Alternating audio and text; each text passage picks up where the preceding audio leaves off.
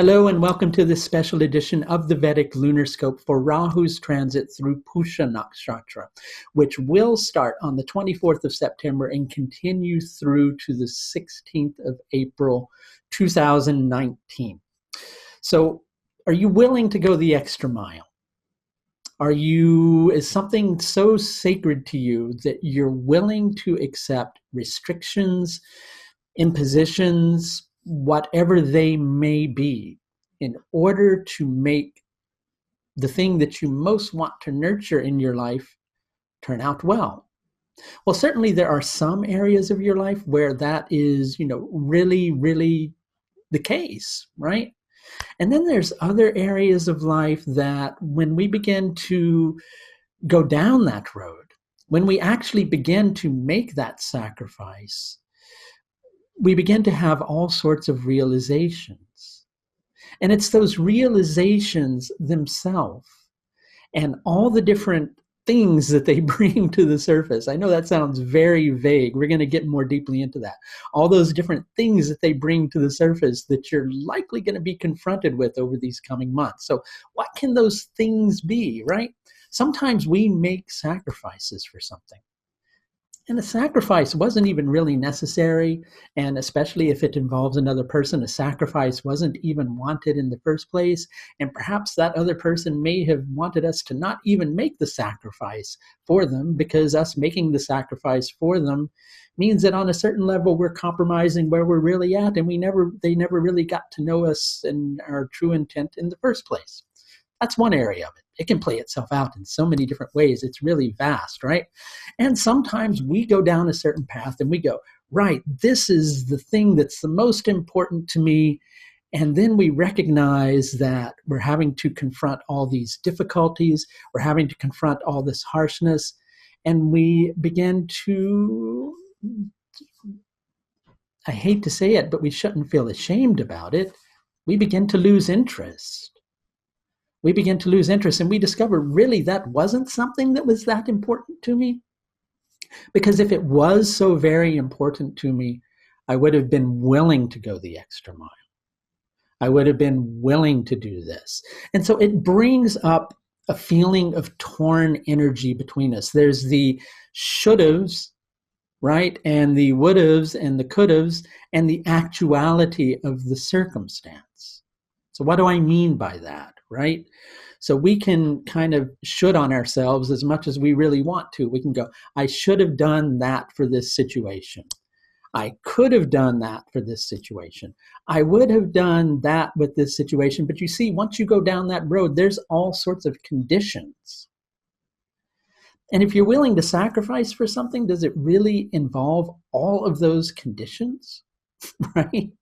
I'm willing to sacrifice for this if I would have been willing to sacrifice for this if I could have sacrificed for this if, well, if you really wanted to sacrifice for it, you would have. And so then there's the actuality. If you would have really wanted to have sacrificed for it, you would have. And so then you find yourself in that position where you begin to kind of guilt trip yourself and go, I don't deserve to follow that path that inspires me. I don't deserve to be emotionally fulfilled.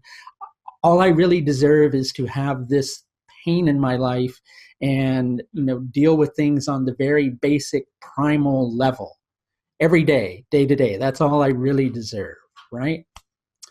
And that's not necessarily true either. Okay? So then we sometimes go down that path of following our inspiration. We sometimes go down that path of following that thing that we think we're going to find fulfilling, right?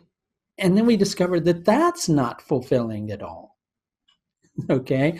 That we shouldn't have gone down that path. That didn't interest us. Maybe just being more focused along other lines would have brought us a greater level of fulfillment than we originally thought. Okay? Or maybe not, following what we thought was going to be emotionally fulfilling.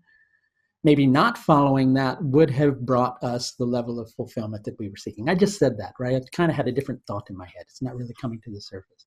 But the point being that we sometimes seek nourishment from certain paths in life. And we sometimes seek to nourish certain paths in life. But then when the problems begin to surface, the problems make us reevaluate, because we felt on a certain level that we were just wanting to nurture that path because it would bring pleasure to us or pleasure to another person. And so we put all of our energy into it. We actively pursue it until, bam, something kind of comes to the surface. And we recognize that our eyes have been closed. And then we find ourselves in a situation where our pride kind of gets in the way, right? So that goes back to the woulda, shoulda, couldas, right? It goes back to the woulda, shoulda, couldas, where you go, right, I failed. I failed in making this sacrifice, right? But you didn't fail. You see, Rahu likes to pull us into these, I want to use the word blind alleyways. I just want to say that. It's its job. It wants to take us into all these areas that we don't know. Rahu relates to all of those unknowns. And that's why we don't like Rahu for the most part, because as humans, it feels comfortable for us knowing. And there are some things about ourselves that we know beyond the shadow of a doubt. And then there are some things about ourselves that we barely know. And we can spend our whole life thinking that I know myself really well. And there's always one little aspect of yourself that you're clueless about. And so Rahu likes to take us along those paths where it will pull us in a certain direction, making us think that we knew things to be one way, but then showing us that they're quite different. And when it boils down to Pushya Nakshatra, it's going to relate to those things that we are really into, that we feel that we're really going to make a sacrifice for, that we're ready to jump, take action, spur of a moment in order to make that happen. And because of where Rahu's transiting in the sky, it's going to take us through all of these processes related to what you have a fire about, what you have a lot of interest in, what you're inspired towards, what you feel is going to bring emotional fulfillment to yourself or bring emotional fulfillment to another person. But as Rahu pulls us along that path, as it pulls us along that path, it causes us to re-examine the truth of where we're at. It causes us momentarily to get embroiled in all of these struggles because we think we're making a sacrifice for something, until we have this, I want to say rude awakening, but it sounds too rude to say, but maybe I should say it anyway. Until we have a rude awakening and we recognize, really, that wasn't where I was at. And when we recognize that wasn't where I was at, we either decide, well, even though that wasn't where I was at, maybe I should do it anyway, or we go, I'm not going to do that anymore. And it's that second path that you need to look at. So it can be disconcerting. It can cause a lot of deep self-examination for you. It can make you take a look at who you really, truthfully, beyond the shadow of a doubt, are and aren't. And you can choose to persist with that thing that you're not, or you can choose to persist with that thing that you are. Don't expect perfection from yourself during this transit. I want to say that too. The perfection of the moment is the fact that you're seeing yourself imperfect.